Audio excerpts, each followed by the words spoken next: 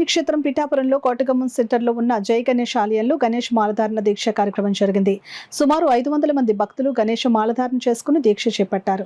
ఈ సందర్భంగా ముందుగా గణేష స్వామివారికి అభిషేకాలు, అర్చనలు జరిపారు. అనంతరం ఆలయ అర్చకులు భక్తులకు గణేష మాలధారణ చేసి దీక్ష ప్రారంభింపచేశారు. సందర్భంగా ఆలయ అర్చకులు మైలవరపు అవినాశాచార్యులు మీడియాతో మాట్లాడారు. కార్యక్రమంలో ఈవో నున్న శ్రీరాములు, మైలవరపు రామకృష్ణాచార్యులు తదితరులు పాల్గొన్నారు.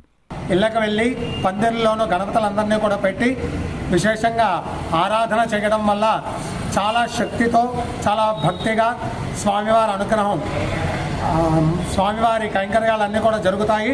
అనంతరం స్వామివారి అనుగ్రహం భక్తులందరికీ కూడా జరుగుతుంది. కాబట్టి విశేషంగా మనకి ఇప్పుడు కల్చరు ఇంగ్లీష్ సాంప్రదాయ ప్రకారంగా మనకి సినిమా పాటలు అవన్నీ పెట్టడాలు అట్లాగే ఇవన్నీ వస్తున్నాయి. కానీ పూర్వం ఏంటంటే నిష్టగా ఉండి స్వామివారి సేవ చేయడం అన్నది ప్రధానం.